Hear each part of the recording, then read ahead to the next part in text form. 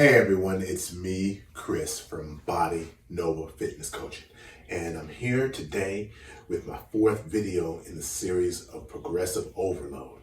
Okay, so today we're going to talk about rest periods and density. Okay, so before I get into this, when I started this progressive overload series, some of you are thinking that a lot of this info, this stuff that I'm giving you, is it's either for bodybuilders or it's for athletes or it is, but here's the caveat: it's also for you, because these concepts, especially as I talk about density and rest periods, they apply to everyone. So think about it. Two people can go on a fat loss program, right? One person could do very well, and another person, marginal results from it, if any. Okay? And there's a reason for that. And that's whether it's fat loss, whether it's muscle gain, whether it's endurance. Some people might go get well on a high intensity interval training program, and other people, nothing. And then the third person, it can be completely too hard for, and there's no way for you to scale it up or scale it down. And part of the reasons why is, you're recognizing, you're using these concepts to recognize the differences in people and how to account for those differences within the same framework of the program. Okay, and progressive overload allows you to do that. Okay, once you really understand this concept, it allows you, or it gives you the power to understand the changes that you're making and how your body should respond to those changes that you're making. Let's get into rest periods, okay? Now, basically, in a nutshell, rest periods is basically the amount of time that you rest after a set. Now, again, this also applies to your high intensity interval training or whatever, because all of that is done off of work rest ratios. Okay, so if you rest for a certain amount of time, X happens. If you rest for another amount of time, you should get a different result. And these are how these figure into it. So let's look at the rest periods, okay? With rest periods, you can let's split it into two types of rest periods. Okay, complete rest, where with complete rest, you're trying to give your body enough rest. Now, when people look at rest, they only think, okay, I'm not breathing heavy, everything is good. Well, it's also your nervous system in this case. So your nervous system plays a big role, especially if your goal is strength, maximum strength, if it's maximum power, if you're trying to learn agility, steps on an agility ladder, or for me, when I was b-boying heavily and into tricking and performing different types of tricks and things like that, that's all kind of agility based. That's kind of based on your nervous system and your ability to recognize the patterns that you're trying to move in and perform those movements in just the right way to where I can rebound and have the outcome that I'm looking for. Okay, so as you're thinking of that, all of those things like that, you're going to want to have, at least in the beginning stages, you're going to want to have complete rest. Okay, strength, power, agility. There's another type of there's two types of ways to build muscle. One is creating muscular tension. Okay, and that's kind of where and more you get into lifting heavier weights, and you're just trying to break up as much muscle tissue as possible and things like that. Okay, those, not always with that last one, but most of those, a lot of the time, you're going to want complete rest to where your body and nervous system has enough time to recover so that you can repeat that same effort and get as close to the best that you can get. All right. So you also have the second type of rest. We can say incomplete rest. All right. Now, if you're trying to fat loss, because with fat loss, a lot of the times, especially if you're doing HIIT programs or really, really high rep programs, if you have shorter rest periods, those create conditions to where you can, like I said, those create conditions where your body, it builds up, like if you ever felt the burning muscles and things like that, or times where you know you can lift the weight, but you're not as strong as you were when you first started. Okay, things like hydrogen ions and things in the muscle, we're gonna call those fatigue products. Okay, those fatigue products, they build up and they interfere with your body's ability to make muscle contract. I'm oversimplifying this because I know you don't care that much in this much detail, but they interfere with your muscles' ability to contract fully, okay? But at the same time, as those fatigue products build up, they help you create more fat-burning hormones, okay? Or the conditions even where your body may release fat to use for energy. Okay, so that would be incomplete rest. Now, there's a trade-off when you use either one, because if you use complete rest and you go overboard with that, your workouts could be too long, all right? Or you might need to warm up again because you took too long and you got cold, okay? With the incomplete rest, you can make them so short that you're not able to function. And most people would say, okay, well, I can do this 100 pounds for 10 reps normally. Gosh, now I can only do it for 5, so I'm going to lower the weight. And that would a lot of the times that would jack up the equation, because now you're not doing the weight that allows you to get the specified amount of reps to get what you want. You're performing below that, so you can't make the magic happen. Okay, so there's trade-offs. You can't go too extreme. You got to stay within some tight confines, okay? Larger people will need more rest than a smaller person. A stronger person may need more rest than a weaker person. Usually women recover faster than males, okay? So those are the things to think about with rest periods, all right? So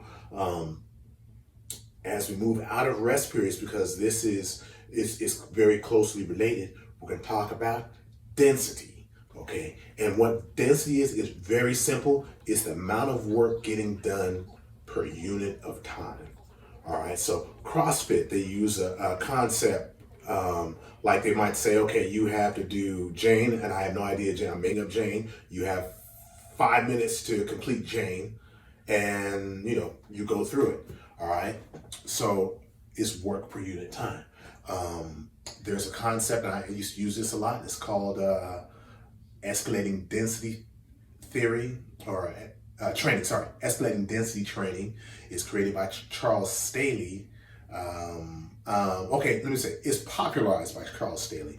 It's been in use for years, but that would be something where you could say, okay, I'm going to do squats and pull-ups, and I give myself 10 minutes, and I'm going to go back and forth. And I'm going to get as many reps of squats and as many reps of pull-ups as I can done within that 10 minutes. All right. So as you're thinking about density, again, as you're thinking about these short rest periods, everything that goes along with shorter rest periods or incomplete rest also applies for density.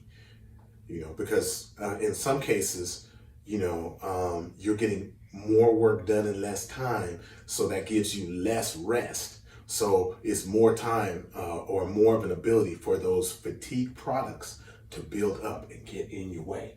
Okay. So, but when you're working with density, you're looking for ways to make your workouts more dense or increase the density. Okay. And that would help you get more results. So with density, all right, there are 3 ways to increase or improve density. Okay. So there's number 1, which is getting more work done in less time. That's the obvious. So I'm going to give you an example. I got my client.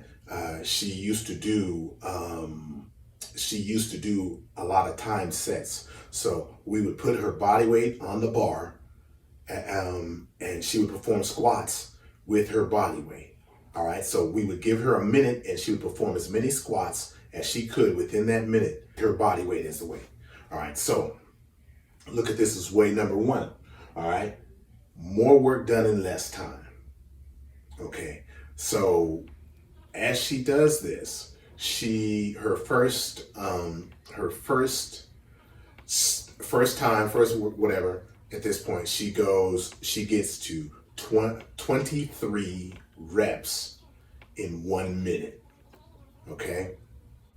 And it's a very good task because, she came from barely even being able to squat the bar. And now she's squatting her body weight 23 times within a minute and still has juice left in the tank if we just let it rep out.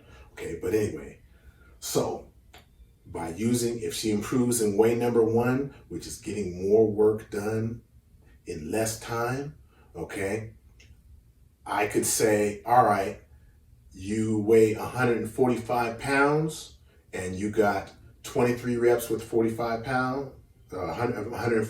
pounds, okay. If I change that minute to 50 seconds, and if she got 24 reps, okay, her workout is now more dense because she got one more rep and with a little more weight, all right, one more rep in less time, okay. So getting more work done in less time, that's one way to improve your density, okay. Number two, same work done in less time.